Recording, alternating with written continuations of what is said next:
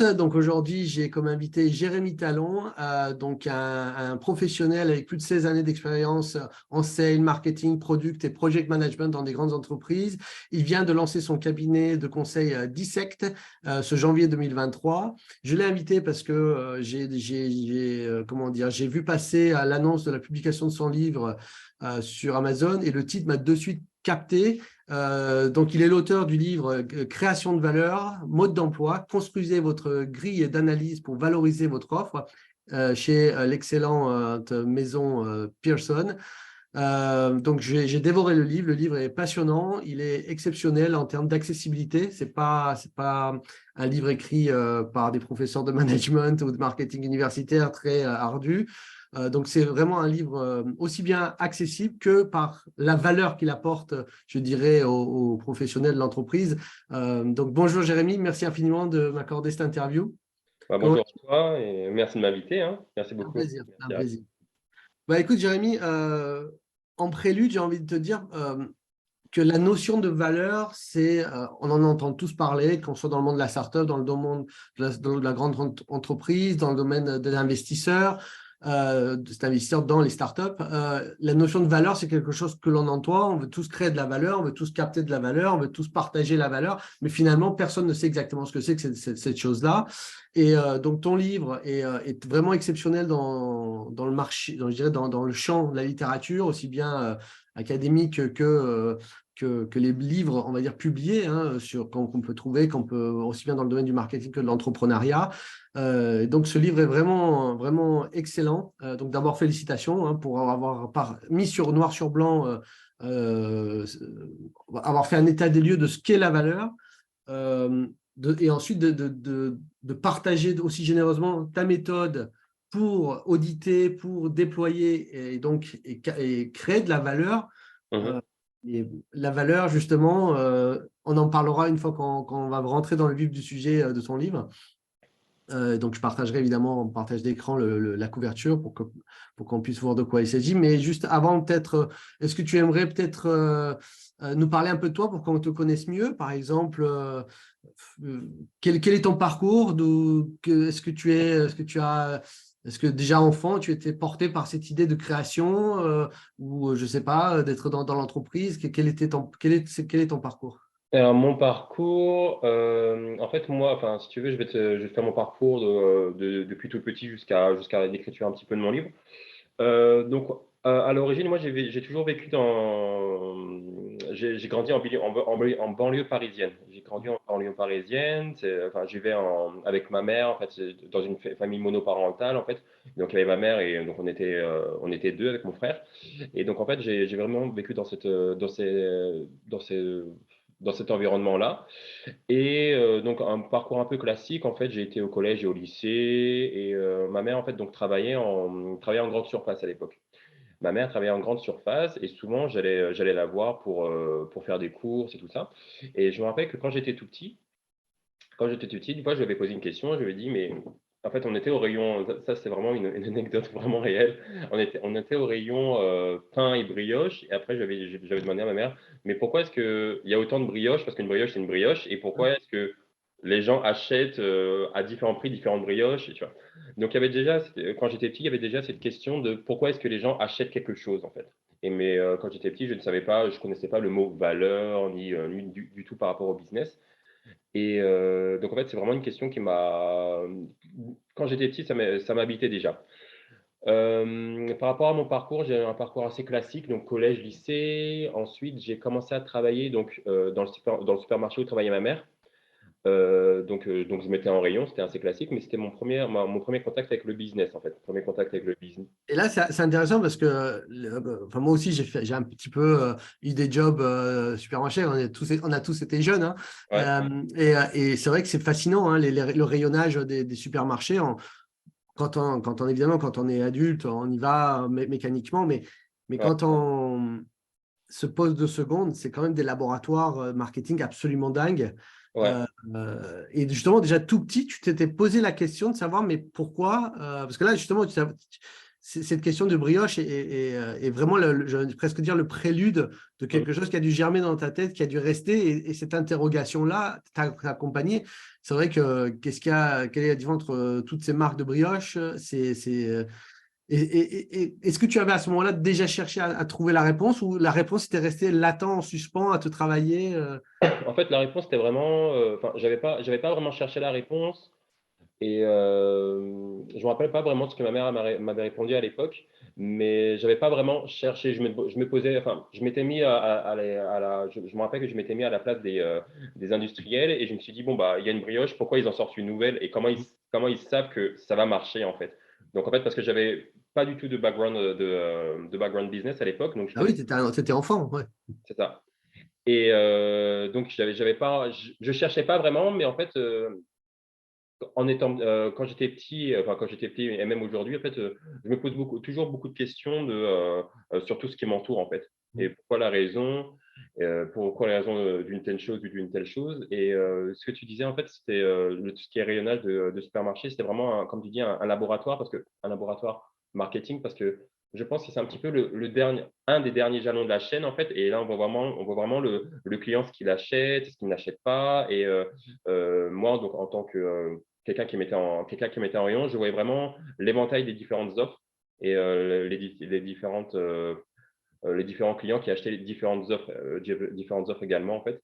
Et donc, je pense que ça a aussi éveillé disons, mon appétence à l'orientation client.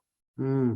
Vraiment passer du client, et après, je suis monté, alors qu'il y a d'autres personnes qui peuvent monter directement et après descendre vers le client. Donc, moi, j'ai vraiment été du terrain, plus après monter un peu plus en haut, quoi.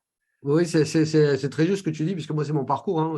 C'est plus R&D, on va dire science R&D, et on descend au client pour finalement s'apercevoir que 70% de cette voie-là finit dans les cimetières des nouveaux produits. Ouais, Donc, c'est pour ça que l'approche bottom-up est toujours, très intéressante. Hmm. exactement. Concernant mon parcours, donc en fait, je travaillais comme je t'avais dit, en petit job étudiant, en fait, petit job étudiant. Et donc, moi, en fait, il faut savoir que j'avais eu un bac S, un bac scientifique. Et donc, à la sortie du bac scientifique, moi, je voulais être dessinateur, parce que j'aime Hmm. beaucoup dessiner. Et donc, j'avais été en école d'art plastique.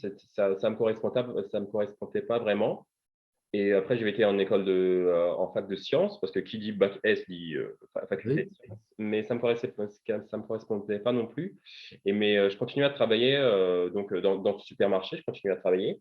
Et ensuite, j'ai décidé d'un petit peu prendre une année sabbatique au niveau des études, et je suis devenu manager à la Fnac.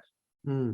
Donc, c'était vraiment encore dans le commerce, et encore en contact avec les clients, en fait. Et de fil en aiguille, j'ai décidé de reprendre mes études, et j'ai fait un BTS MUC, donc Hmm. management des unités commerciales. Et c'est à ce moment-là que j'ai vraiment appris à aimer, et j'ai découvert un petit peu ma passion, en fait, tout ce qui est business, marketing, orientation client, gestion. Là, là que j'ai découvert ma passion. Petite anecdote, c'était assez drôle, parce que j'avais donné mon dossier à l'école, et l'école hésitait à me prendre, en fait, à l'époque, parce qu'ils ne connaissaient pas trop mon niveau, etc. Donc, ils étaient sur le point de ne pas me prendre, en fait. Hmm. Mais donc, bah, ils m'ont pris, donc je suis content. Et ensuite, j'ai fait jusqu'au master là-bas, en fait. Donc, ça s'est très bien passé. Et voilà, après, je suis devenu consultant, j'ai eu pas mal d'expérience. Et voilà, un petit peu en 2 mots mon parcours. Ouais, tu as quand même eu 16 années d'expérience professionnelle sur des postes importants, en tant que manager en marketing. Donc, ce que je veux dire par là, c'est que c'est pas. Tu fais jeune, donc on se dit, ah, il vient de sortir d'école, il sort de. Non, non, il a 16 années d'expérience professionnelle sur des Ouais, postes importants dans des grandes entreprises. Donc, tu as quand même euh, eu beaucoup de temps et de temps et d'opérationnel pour nourrir ta réflexion, qui a évidemment débouché sur cet excellent livre. Et d'ailleurs, si tu souhaites qu'on embraye un peu directement sur le livre, quel a été, je dirais, le cheminement pour te dire, il faut que je mette ça à plat? Est-ce que ça, alors, est-ce que ça a été enfin, quel a été l'événement? Est-ce que tu l'avais déjà en tête Mhm. ça se consolidait dans ta tête, ou est-ce que par exemple, ça a été une rencontre avec un éditeur dans un salon du livre comment ça s'est fait? Comment est-ce que tu es arrivé à l'écriture de ce livre? Alors, comment je suis arrivé à l'écriture de ce livre? En fait, il faut qu'on retourne un petit peu en arrière au niveau de mon master. Tu vois, en master, à la fin du master, il y a toujours un mémoire à écrire. Mhm, Un mémoire à écrire sur une problématique d'entreprise. Et moi, à l'époque, j'étais chez un fournisseur d'électricité, donc j'étais chez Engie, et on avait une problématique, enfin, c'est pas vraiment une problématique, mais ouais, enfin, on avait une problématique qui était la suivante, c'est que donc Engie, au niveau d'une certaine énergie, c'était au niveau du gaz, on était plus cher que nos concurrents, mhm, mais les clients restaient chez nous. mhm, En fait, moi, je me disais, bah, du gaz, c'est du gaz. Pourquoi est-ce que les clients restent chez nous alors qu'on est plus cher, en fait? Et donc, à partir de là, donc, c'était un petit peu ma problématique. Et parce que pour un même produit, quand c'est moins cher, en théorie, avec la théorie de l'offre et la demande, bah, tu achètes ce qui est moins cher. mhm, Mais donc après, j'ai été voir mon responsable de mémoire et il m'a dit, bah, il faut que tu travailles sur la proposition de valeur. Donc, mhm, à partir de là, lui, il m'a dit, bah, proposition de valeur, et donc, il faut que tu regardes les éléments tout ce qui est relatif à la proposition de valeur, création de valeur, etc. Et donc, j'ai travaillé sur sur mes mémoires pendant 2 ans. Et moi, mon idée, c'était pas de m'arrêter à les clients achètent le gaz, par exemple. Les clients achètent le gaz parce que il y a il y a l'amour de la marque ou la fidélité de la marque. Moi, je voulais aller plus loin, en fait. Parce que si je prends les cas des startups, par exemple, ou des nouvelles entreprises, en fait, il y a des clients, ils vont acheter des produits des nouvelles entreprises, mais il n'y a pas encore d'attrait de la marque parce que c'est nouveau, tu vois. Et moi, je voulais vraiment aller dans le détail du détail de pourquoi un client achète ou décide d'acheter un produit plutôt qu'un autre. Et même s'il est plus cher, par exemple. Et donc, j'ai rendu mon mémoire à la fin de mon master, donc, mais j'étais vraiment passionné par ce sujet. Je dirais pas obsédé, mais en fait, quand tu as vraiment une idée dans la tête, mhm. elle tourne vraiment. Et à chaque fois que je sortais, par exemple, si je voyageais, si je sortais, ici, quelque chose que j'achetais, ou si je rencontrais des gens qui achetaient aussi d'autres produits, je me posais toujours la question, quel a été le déclencheur et pourquoi ils achètent ça plutôt qu'autre chose. Et donc, tout au long je crois que j'ai mis de 2015 à 2022, je pense, ouais, 6-7 ans, 6-7 ans de recherche, en fait, à vraiment essayer de trouver des patterns communs à pourquoi est-ce que les clients achètent quelque chose. Donc, comment on crée de la valeur. Ça veut dire que pendant toutes les entreprises dans lesquelles tu as été, Mhm. sur tous les postes sur lesquels que tu as occupé, hein, au marketing, product, project management, cette question-là de mais pourquoi on achète un produit ou le nôtre ou celui du client alors qu'on est moins cher ou on est plus cher, le pourquoi t'a animé et tu as toujours été dans cette quête et la recherche. Et donc, justement, et comment tu as nourri ta recherche? C'était, j'imagine, que tu as utilisé tout ce qui était disponible dans la littérature, aussi bien les livres que dans les publications, on va dire, académiques. Est-ce que ça a été un peu ta démarche aussi ou c'était uniquement, je dirais, l'expérience terrain qui t'a permis de nourrir l'écriture En fait, il y avait plusieurs axes en fait. Donc, pour répondre à ta première question, enfin, je me suis toujours posé la question pourquoi est-ce que les clients achètent et comment on crée de la valeur. Parce qu'en fait, si on sait pourquoi ils achètent, on saura aussi pourquoi ils n'achètent pas ou n'achètent Mhm. plus. Et donc, en fait, je me suis structuré sur plusieurs piliers. Donc, à la fois, il y avait tout ce qui était un petit peu recherche académique, parce que pour voir un petit peu Bah, l'état de l'art, oui. voilà, les théories, les différents auteurs, qu'est-ce qu'ils disaient, qu'est-ce qui expliquait certains succès ou pas. Donc, c'était académique, c'était aussi par rapport au poste que j'occupais, par rapport à différentes entreprises, comment est-ce qu'on crée de la valeur dans l'entreprise actuelle, et par rapport à enfin, aussi par rapport à des recherches j'ai étalé mes recherches sur plusieurs décennies en fait, de plusieurs entreprises à succès ou de non-succès ou d'innovation. Et vraiment, je ne me suis pas arrêté sur juste les années 2000-2020, par exemple. Je suis vraiment retourné, je pense que tu l'as vu dans le livre, je suis vraiment Mhm. retourné sur plusieurs décennies auparavant, en fait, pour vraiment trouver des patterns communs et qui se répétaient en fait. Donc, pour répondre à ta question, il y avait à la fois académique, professionnel et des recherches un peu plus bah, sur le temps, en fait, par rapport aux Mmh. entreprises. Et si je rajoute quelque chose, c'est aussi les différents échanges que je pouvais avoir avec les différents clients, avec les différentes personnes, en fait. Enfin, on est tous entourés de consommateurs, des amis, la famille, etc. Vraiment tous entourés de consommateurs et de différents concepts. Et à partir de là, je me posais toujours la question, est-ce que ça rentre dans ma structure, en fait? Mmh. Euh, voilà, un petit peu. Oui, donc littéralement fait une recherche, je dirais, qui aurait pu se mener lors d'une thèse, hein, presque une thèse de doctorat en marketing. Tu l'as Mhm. fait, mais en étant salarié sur des postes de manager, de marketeur, quasiment sur 16 années. Tu as nourri cette réflexion et donc tu le notais au fur et à mesure, tu l'as construit. C'est Et, ça. arrivé, on va dire, en octobre, c'est en octobre qu'il a été publié, hein. Il a été publié en octobre, ouais, octobre 2021. D'accord.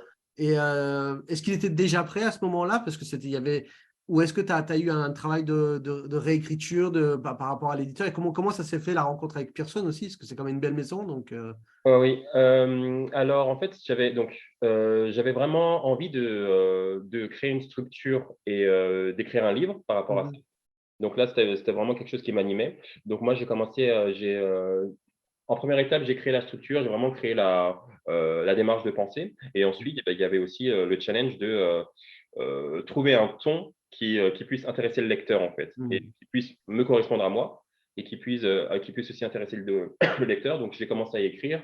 Je pense que j'ai vraiment tout planché sur papier. Je pense vers le Covid, en fait, je pense. Hmm. Au niveau du Covid, là, j'avais toute la structure, mais j'ai vraiment trouvé le là, disons ça, trouvé le là Hmm. pour bien structurer la chose.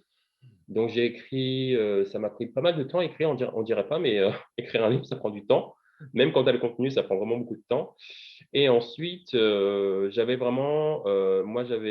deux maisons d'édition en tête que je voulais Mhm. travailler avec. La première, et celle qui m'a retenu, c'était Pearson. Pourquoi? Parce que lors de mon master que j'ai mentionné juste avant, euh, j'avais lu le livre, excuse-moi, Stratégie Océan Bleu. Ah oui, absolument. Mhm. Et Stratégie Océan Bleu, c'est édité chez Pearson. Mhm. Donc voilà, en fait, je me suis dit, bon, je vais les contacter parce que ça fait partie aussi de la stratégie. Et c'est vraiment une maison d'édition que je respecte beaucoup. Mhm. Et je me suis dit, bon, j'aimerais bien que ce soit eux qui m'éditent. Et donc, je leur ai envoyé ça en novembre 2021, je crois. Novembre 2021. Après, ils m'ont répondu. Et en fait, très honnêtement, j'arrivais pas à y croire, en fait, Mhm. quand il y a personne qui te répond. Je me dis, bon, voilà. Et ensuite, il y a eu un petit travail de réécriture. Parce qu'en fait, même si tout était fini, il y avait peut-être 90% qui était fini. Je continuais quand même à être habité par le sujet, à réécrire, à trouver quelques nouveaux exemples, paragraphes, etc. Donc, il y a un petit travail de réécriture. Et ensuite, on a fait la couverture ensemble. Et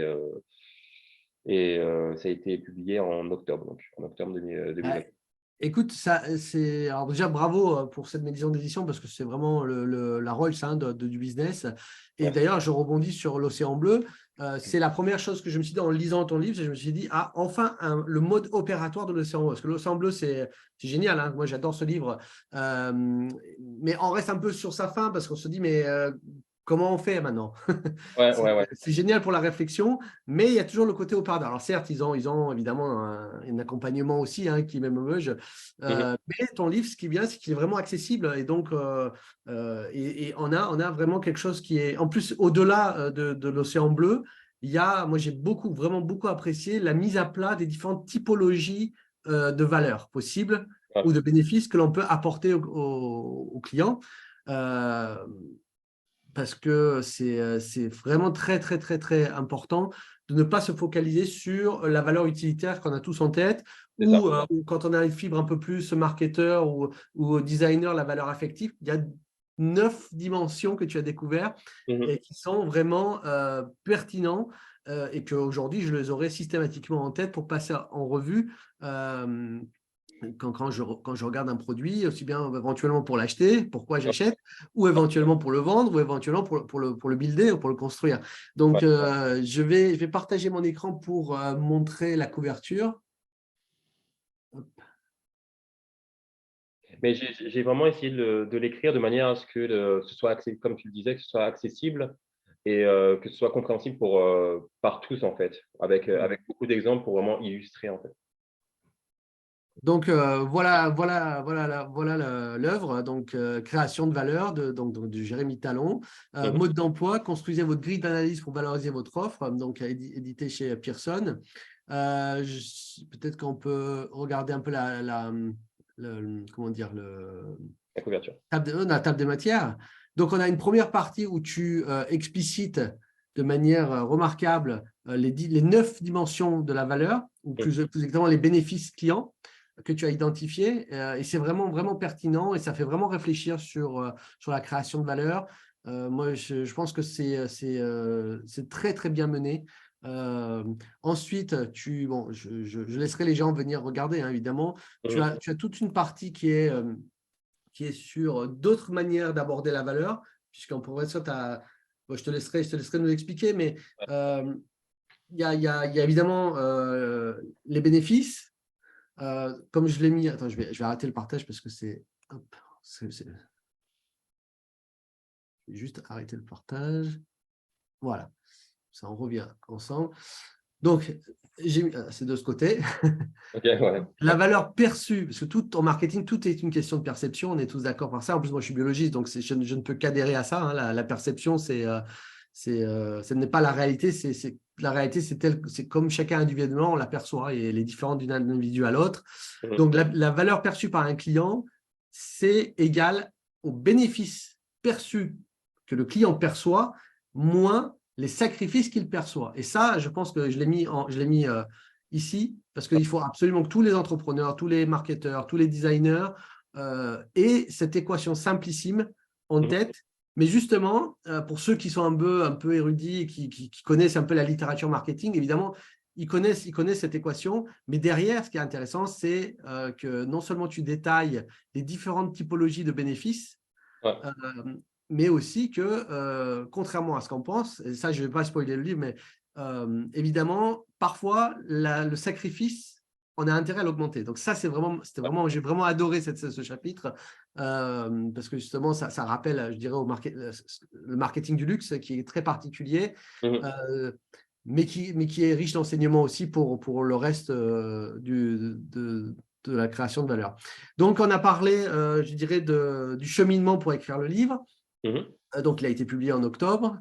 Et dans la foulée, tu t'es dit, donc, parce que tu aurais pu, avec ce livre, par exemple, te dire, bon, bah, je vais continuer mon aventure dans un cabinet de conseil, puisque c'était déjà le cas, hein, au moment où tu étais. Mais comment ça se fait que tu as eu cette envie, cette motivation de te dire, bon, bah, je vais le défendre par moi-même dans ma propre structure. C'est Euh, ça aussi, le cheminement entrepreneurial, c'est quelque chose qui m'intéresse. le cheminement entrepreneurial, comment ça s'est passé? En fait, enfin, j'avais fait donc à l'origine, pour promouvoir un petit peu le livre, j'avais fait quelques conférences. Et à la suite des conférences, en fait, il y a beaucoup de chefs d'entreprise et de responsables qui sont venus me voir. En fait, ils étaient très intéressés par la méthode et par soit un accompagnement par rapport à la méthode, faire des recherches marché ou faire des formations de leur équipe, en fait. Et en fait, mais vraiment, à chaque fois que je la présentais, à chaque fois, on venait me voir, en fait. Donc, je me suis dit, bah, en fait, c'est moi qui ai créé la méthode, je sais de quoi je parle, donc, disons ça. Et donc, il y a vraiment il y a vraiment une clientèle qui sera intéressée par ça. Et je pense que j'aimerais apporter mon support aussi à ces clients-là, en fait. Donc, c'est à partir de là que la graine a germé. Et, donc j'ai décidé vraiment de structurer mon cabinet de conseil et de structurer mon offre par rapport à certains piliers, en fait, que ce soit formation, consulting, coaching et tout ce qui est maturity assessment. Parce que, Mhm. comme tu disais tout à l'heure, il y a beaucoup de marketeurs connaissent, entre guillemets, valeur perçue égale bénéfice perçu moins sacrifice perçu. Par contre, on se rend compte que, enfin, à travers mes expériences, je me rends compte que des fois, souvent, beaucoup de personnes veulent créer de la valeur, mais ne savent pas comment créer la valeur.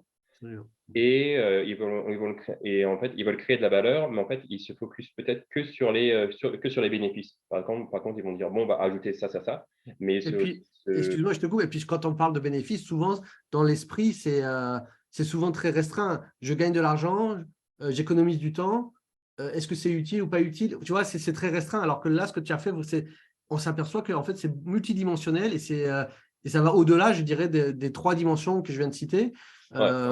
et que c'est beaucoup plus pertinent de pousser la réflexion comme tu l'as fait.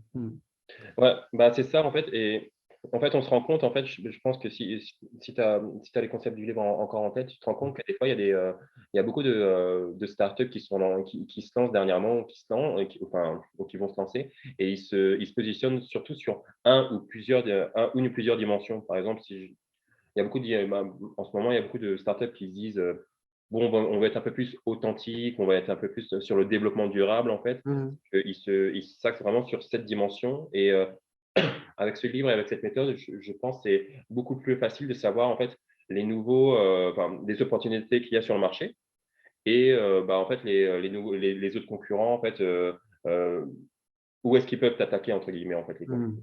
Donc voilà. Ah oui, c'est très intéressant. Et en plus, c'est pas. Donc, tu as identifié 9 dimensions de bénéfices. Donc, ça, c'est ce que tu appelles la dimension verticale, il me semble, hein, si de mémoire, 9 dimensions horizontale. de la valeur, ouais, en fait. Enfin, ces dimensions-là, elles se positionnent au niveau des bénéfices et des sacrifices, en fait. Hmm. Mais Alors, donc, une fois qu'on a fait la. Mais ce qui est très intéressant aussi, c'est que tu parles aussi du customer journey, c'est-à-dire que si on scanne l'ensemble du parcours client, euh, mmh on peut, en utilisant cette formule et en utilisant les différentes dimensions de la valeur de bénéfices que tu as identifié, plus le sacrifice, on peut trouver des combinaisons pour chaque étape du customer journey. Et exact donc, en fait, finalement, tu proposes une création de valeur holistique au niveau de l'ensemble du parcours client, en prenant chacune des étapes. Et ça, je trouvais ça vraiment remarquable parce que justement, d'ailleurs, souvent, la création de valeur et ces histoires de bénéfices et de sacrifices, on se focalise uniquement sur le livrable, sur le livrable. Tu as ton image qui s'est freeze. c'est bon là? C'est bon, c'est bon. Ah, Tu m'as OK. per- tu m'as perdu ou tu Non, m'entendais? moi, ton image était prise, mais je t'entendais. Bon, bah, l'essentiel, c'est le son. Ouais, et donc c'est ça, c'est-à-dire que à partir du moment où on arrive à avoir une vision étape par étape et que cette équation-là, qui est juste de ce côté, non, de ce côté, Bien. avec les 9 dimensions de bénéfices que tu as identifiées, plus les sacrifices, donc on peut vraiment créer de la valeur, on va dire, à chaque étape du customer journey. Ouais, Et au final, on se retrouve avec une entreprise qui a le fameux unfair advantage, mais au niveau global, et c'est là qu'elle devient invincible quasiment. Alors que pour la plupart des gens, aussi bien start-up que grandes entreprises, la proposition de valeur, dans notre imaginaire, c'est uniquement l'offre au produit, au client, c'est le livrable en gros, hein. ouais, Alors que, et c'est ça vraiment que j'ai vraiment beaucoup apprécié d'entendre, c'est que tu prends vraiment la création de valeur de manière systémique. Tu vois, voilà. exactement et c'est comme tu dis, c'est très important parce que si je prends l'exemple Yellowtail que tu as mis juste derrière toi, Mm. en fait, parce qu'il y a par exemple, donc c'est un vin et il y a beaucoup des fois, on veut faire le meilleur vin, et cetera, mais en fait, un des problèmes du vin, c'est que c'est au niveau de la phase de choix, en fait. Donc concrètement, tu as une reconnaissance de besoin, après tu choisis, tu achètes, tu utilises, après tu jettes. En gros, hein, vraiment en gros. Et en fait, ils se sont rendus compte qu'ils ont créé vraiment de la valeur au niveau du choix pour faciliter le choix et aussi, le vin est bon, hein. Enfin, je ne l'ai pas goûté, mais a priori, il est bon. Mais c'est vraiment, ils ont facilité vraiment la création de valeur au niveau du choix pour vraiment faciliter le choix, pour faire en sorte que bah, en fait, l'achat se passe beaucoup Mm. plus facilement. En fait.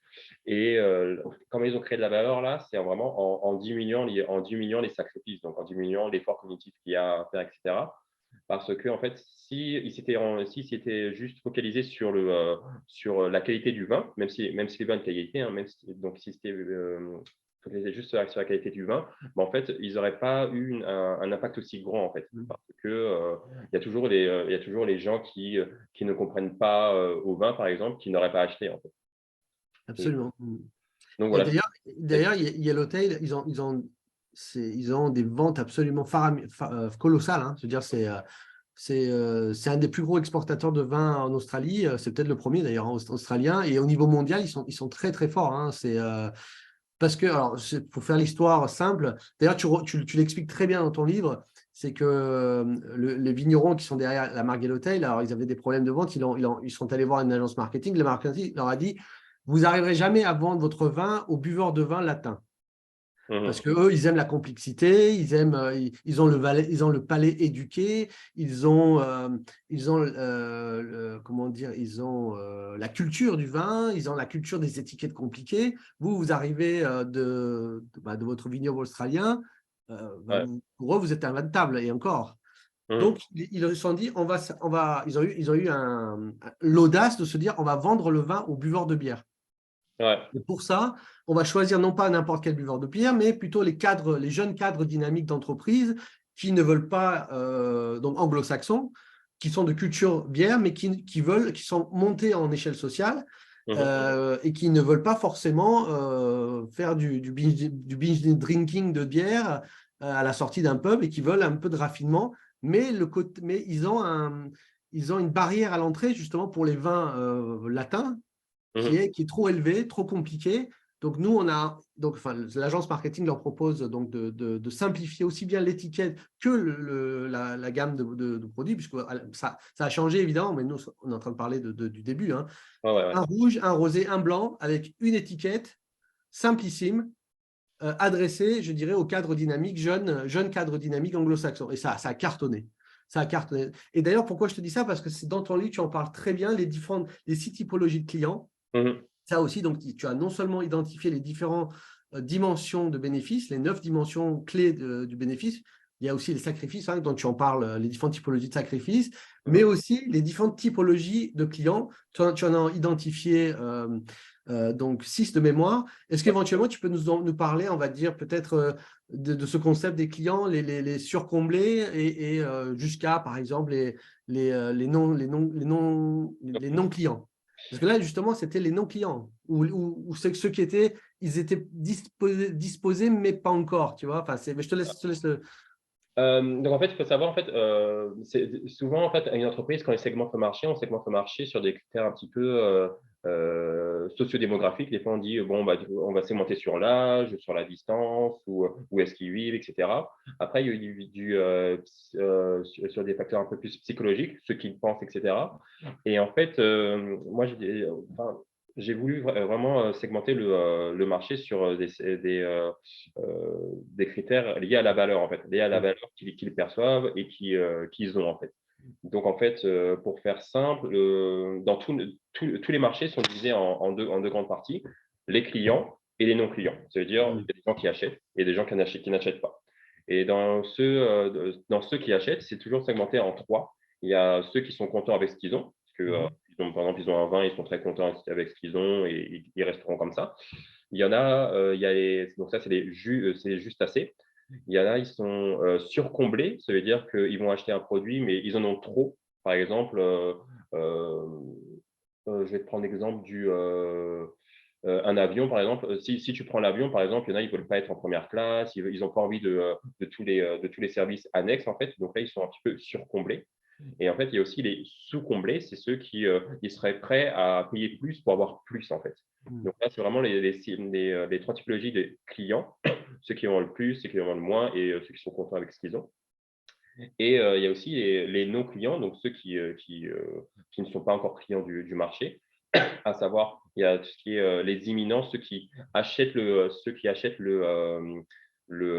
produit, mais par défaut, parce qu'en fait, il n'y a que ça. Il y a les anti. Les anti, c'est ceux qui ne vont pas acheter le produit par principe. Soit c'est parce que ça leur coûte trop cher, par exemple, soit ça leur coûte trop cher, soit c'est trop compliqué pour eux, et cetera. Par exemple, si je prends l'exemple de tout ce qui est vol low cost, en fait, donc avant, il y avait les vols, en fait, on ciblait les personnes d'un certain niveau de vie, parce que ça coûtait relativement cher. Mais quand Ryanair est arrivé, Ryanair a dit bon, en fait, il y a les clients, donc on va pas vraiment viser les clients, mais on va viser ceux qui ne peuvent pas l'avoir, en fait, parce que le marché des non-clients était énorme. Donc, ils ont vraiment diminué les sacrifices, entre guillemets. Et donc, là, avec ce qui est le low cost, donc au niveau du prix. Et donc, c'est à partir de là que tous les non-clients, en fait, ils ont dit bon, bah, on va prendre Ryanair. C'est pour ça que maintenant, il y a enfin, quand on regarde le volume de passagers avant et après les années 2000, ça, enfin, je ne connais pas exactement les chiffres, mais ça a plus que quadruplé facilement, en fait.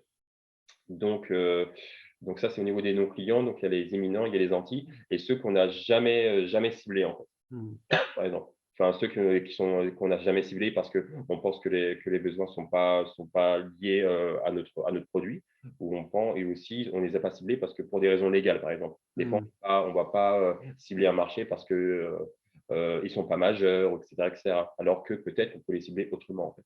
Donc, c'est bien d'avoir. Je peux te donner un exemple personnel parce que j'ai développé une marque de légumes fermentés haut de gamme luxueuse. Donc, je suis parti de l'idée de dire je vais cibler des gens qui aimeraient acheter du vin, ou en tout cas, c'est plus ou moins conscientisé. Mais le problème que ça soit alcoolisé, ça les embête. Je ne voulais pas me positionner sur du vin non alcoolique parce que ça ne m'intéressait pas. Ce qui m'intéressait, c'était de prendre de légumes fermentés parce que j'ai une croyance, j'ai des convictions dans le côté healthy pour le microbiote. Je me suis dit, si je monte en gamme, donc la fermentation, je dirais, la production de légumes fermentés, mais que je produis ces légumes fermentés à destination de populations qui, normalement, n'achètent pas de vin, avec le même état d'esprit qu'un vin fermenté dans des fûts de chêne, je vais pouvoir vendre à cette population-là, donc aisée, qui ne sont pas consommatrices d'alcool, des légumes fermentés, et ils pourront faire la même chose que ce qu'ils pourraient faire avec des bouteilles de vin de luxe, c'est-à-dire le mettre en cave, espérer une augmentation de valeur. Donc, il y a d'autres dimensions que j'ai, et j'ai trouvé, évidemment, ça m'a de suite parlé, ce que tu as écrit dans ton livre. D'ailleurs, Yellowtail, pareil. Attends, où est-ce que je me trompe dans mes… Ouais, c'est ici, voilà. Yellowtail, c'est pareil. Eux aussi, ils ont identifié les non-clients, qui étaient donc les anglo-saxons buveurs de bière, pour leur vendre du vin. C'est là, en fait, le paradoxe. C'est vraiment des niches très intéressantes. C'est vraiment des niches très intéressantes. Alors, cette fois-ci, dans les clients surcomblés, là aussi, il y a des opportunités, j'ai envie de dire, de dingue, puisque toutes les low cost, que ce soit aussi les discounters au niveau des distributeurs ou les low cost en général, ce sont des entreprises ou des entrepreneurs qui ont réussi à identifier des marchés où on a des niches au sein de ces marchés où des gens sont surservis, surcomblés. Et donc, en fait, ils payent trop cher pour des choses qu'ils ne veulent pas. Mais ils n'ont pas d'autre choix. Et d'ailleurs, c'est l'idée de EasyJet, Ryanair, c'est de se dire, moi, je veux juste d'un point A à un point B, je n'ai pas envie d'avoir le journal gratuit, je n'ai pas envie d'avoir la collation gratuite, je veux que ça soit le moins cher possible pour aller de A à A. On a été servi, j'ai envie de dire, par et maintenant, la moindre cacahuète, ils nous font payer. Mais on est d'accord avec ça, puisqu'on veut le moins cher. C'est ça, parce qu'en fait, c'est un petit peu, là, c'est des concepts que j'avais, on chasse la valeur inutile, en fait. Parce que, par exemple, si je prends un autre exemple, même, tu vois, peut-être dans les années 50 ou 60, en fait, quand tu allais mettre de l'essence, souvent, il y avait un pompiste. Ou, par exemple, quand tu allais dans un supermarché, souvent, il y avait en sachetteur, quelqu'un qui met tu vois. Et là, ils se sont dit, bon, en fait, le client peut le faire lui-même. On ne va pas nécessairement le faire payer moins cher, mais en fait, concrètement, c'est une valeur, c'est des bénéfices qu'on lui offre, qu'on paye pour ça, et alors qu'il n'en a pas besoin. Et maintenant, aujourd'hui, on met l'essence nous-mêmes, on en s'achète nous-mêmes, tu vois. Alors que de l'autre côté, en fait, par exemple, toi, quand tu vas dans un magasin, c'est toi qui pousse la porte, mais dans des magasins luxueux, par exemple, il y a un portier. Donc là, c'est vraiment un choix de quelle valeur tu veux donner à ton client et quelle valeur importe à ton client aussi. En fait, c'est vraiment l'objet de ton livre, c'est différentes dimensions que l'on peut analyser a priori ou en dialectique avec les clients, puisque maintenant, c'est fini le temps où on concevait ça dans un bureau d'études et on y allait, quoi. Et Ouais. le temps des 70s est terminé. Aujourd'hui, on est en constante dialectique avec les clients ou les prospects. Mhm. D'ailleurs, je voulais te poser une question. Est-ce que ta méthode, ce que tu as identifié, mis à plat dans ton livre, est-ce que tu le préconises plutôt pour des PME et des grandes entreprises qui ont des ressources en interne, comme des marketeurs, des designers ou des product managers aguerris je dirais, au customer discovery ou aux méthodes de l'UX research, ou est-ce que, ou un externe en faisant appel à toi, évidemment, Mhm. mais ou est-ce qu'une équipe de 3 personnes, de start-upers qui ont une bonne idée ou des ingénieurs peuvent aussi mettre en place, réfléchir dès les stades idées, prototypage, enfin, tu vois, les fameuses phases pré-seed, seed, où on est très early. Ouais. Est-ce qu'ils peuvent aussi bénéficier de ton livre au-delà de l'aspect intellectuel de la réflexion, je veux dire opérationnellement parlant, ou c'est trop lourd? Non, en fait, pour répondre à la question, pour qui est-ce que qui vise la méthode, c'est vraiment tout type d'entreprise. C'est vraiment que tu sois une start-up, une PME ou une grande entreprise. Dans tous les cas, tu voudras vraiment toujours créer de la valeur. Et tant que tu es intéressé pour créer de la valeur pour le client, tu pourras utiliser cette méthode en fait. Après, tu vas l'utiliser de manière différente. Peut-être que dans les grandes entreprises, ce sera beaucoup plus structuré et tu pourras prendre plus le temps de faire les études clients parce que tu auras peut-être plus de budget et plus de temps.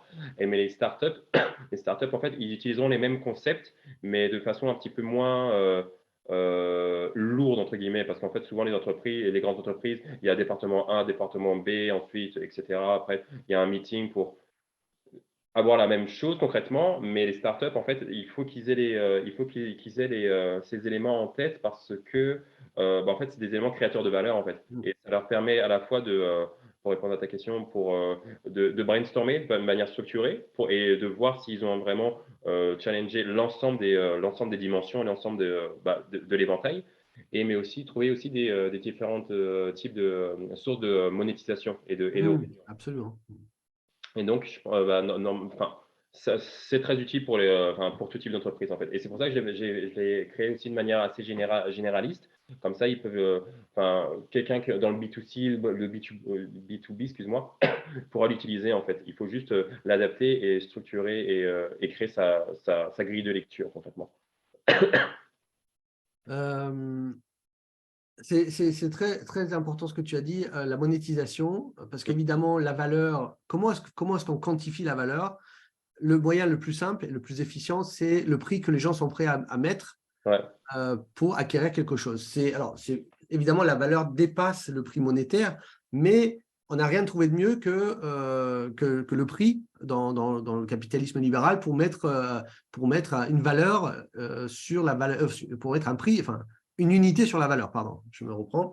Et donc, comme ta méthode permet de créer de la valeur à chaque étape du customer journey, Mhm. et aussi, je fais appel aussi aux marketeurs qui sont très férus de growth marketing, qui sont eux le framework art, mais qui rejoint aussi un petit peu le customer journey. Hein. C'est juste une méthodologie un peu plus restreinte, plus dynamique, surtout pour des entreprises qui veulent aller très vite. Mhm. Mais à chaque étape, vous pouvez donc créer de la valeur Ouais. et monétiser cette valeur.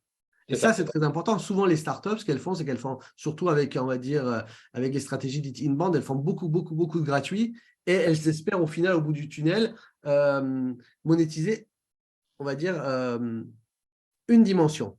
Alors C'est ça. qu'en fait, ce qui est très intéressant avec ce que tu développes dans ton livre, c'est que si on crée de la valeur, en fait, quand on a conscience finalement Mhm. qu'on a créé de la valeur, c'est là en fait le déclic. C'est-à-dire, si tu prends conscience qu'à une étape donnée, tu as créé de la valeur, et c'est souvent ce qui manque aux start-upers, c'est-à-dire qu'ils ne savent pas qu'ils ont créé de la valeur ici, Ouais. parce que souvent ils pensent que c'est sur leur produit qu'ils créent de la valeur, et bien là, tu peux monétiser. C'est ça. Là, et ça je pense que c'est vraiment très important, et je pense que ton livre te permettra, en tout cas aux fondateurs de start-up, d'en prendre conscience Ouais. que ça vaut le coup de bien regarder la granularité de leur process d'acquisition client pour chercher exactement là où ils créent de la valeur, là où ils ne pensaient pas en créer normalement. Et là, parce que là, il y a de l'argent à faire en fait. Bah, exactement, et je pense que ce sera aussi utile pour tout ce qui est, par exemple, les investisseurs et business angels, par exemple, parce que eux, ce qui les intéresse, c'est comment est-ce que les startups, par exemple, comment les startups créent de la valeur pour le client. Et ensuite, parce qu'il y a plusieurs choses. Première chose, tu crées de la valeur, et ensuite, tu cherches à monétiser. Ça peut se faire soit en parallèle ou soit en deux temps. Par exemple, si je prends l'exemple de Facebook ou de Twitter, concrètement, ils créent de la valeur, parce que c'est tout ce qui est l'aspect social. Mais je pense que, enfin, il y a beaucoup d'investisseurs qui sont entrés dans le capital de Facebook, par exemple, alors que Facebook n'était pas encore rentable, tu vois. Et donc, ils savaient concrètement qu'il y avait un potentiel de valeur. Donc, il y avait de la création de valeur pour le client, il y avait un potentiel à comment est-ce qu'on va monétiser. Et ensuite, ils ont monétisé, en fait. Ils ont Mm. dit, bon, on va monétiser d'une certaine manière, donc, notamment par rapport aux pubs. Mais c'est, euh, je veux dire, c'est intéressant comme tu disais avant, de savoir comment est-ce qu'on crée la valeur, en fait. Mm. Comment on se distingue par rapport aux acteurs déjà en place, en fait. Le comment et le où aussi, à quel endroit exactement. Parce que quand je le disais, souvent, alors, parce que, il faut voir comment ça fonctionne une startup. Tu es un, deux, trois cofondateurs, vous avez une bonne idée, ou vous êtes trois ingénieurs dans un labo, peu importe, ou des Mhm. scientifiques. Vous développez, vous vous focalisez sur le produit, parce que c'est comme ça qu'on on crée une entreprise, on est focalisé sur le produit pour un produit qui est censé répondre à une problématique ou à un problème. Et en fait, petit à petit, ce problème donc la solution, on va la développer, va rencontrer des clients et on est focalisé sur le client, mais sur comment dire, l'offre, le dernier chaînon, en fait. Et en fait, on oublie complètement qu'au moment où le client va acheter le produit, avant ça, il y a eu énormément d'étapes que Ouais. souvent les startupeurs n'ont pas conscience finalement. Bah, D'acquisition, d'inbound marketing, de outbound aussi. Et en fait, dans toutes ces étapes-là, il y a peut-être eu des créations de valeur qui auraient pu être monétisées. C'est exactement. ça qui est très important. En fait, il y a donc en amont avant l'achat, donc en fait, toute ta réflexion que tu veux acheter, le choix, etc. Mais aussi en aval, en fait, parce que tu vas utiliser le produit, mais après, il y a toujours la question de comment est-ce que tu vas renouveler ton achat, par exemple, ou Mm. renouveler le produit, ou comment est-ce que tu vas t'en débarrasser du produit, en fait. Et là, on peut aller sur tout ce qui est notamment relatif à tout ce qui est développement durable, recyclage, etc. Mais il y a aussi la création de valeur donc en amont, l'achat et l'utilisation, mais aussi en aval. Et il y a beaucoup d'entreprises qui malheureusement oublient en fait parce qu'ils pensent, bon, tu as acheté le produit et débrouille-toi un petit peu. Mais il y a on peut beaucoup se différencier sur après l'utilisation notamment. Mm.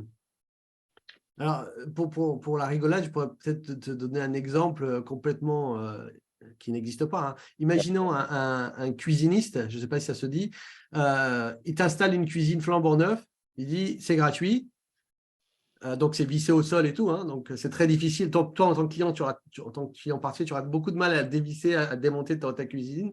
Ouais. Il te dit, tu le gardes 10 ans, au bout de 10 ans, nous, si tu n'en veux plus qu'elle est trop vieille, on vient, on démonte tout, mais c'est Mm. là que tu payes. Bah, Voilà. ouais. Ça peut être des business models. Enfin, tu vois, enfin, je pense qu'il y a beaucoup de business models qui sont à créer en fait. Et enfin, ouais, bah, enfin, ça, c'est totalement Je dis possible, ça hein. pour la rigolade, hein. Ouais, ouais, mais, enfin, franchement, c'est totalement possible. Enfin, des fois, en fait, on est un petit peu enfermé dans notre cadre de référence un petit peu occidental slash européen. Mhm. Et des fois, en fait, quand tu voyages un petit peu, en fait, il y a des modes de consommation totalement différents, en fait. Juste un exemple, j'étais en voyage à New York et j'ai un ami qui me dit, tiens, on va au restaurant, il- c'était par message, il m'écrit, c'est un BYOB. Je sais pas si tu vois ce que c'est. Non, B-A.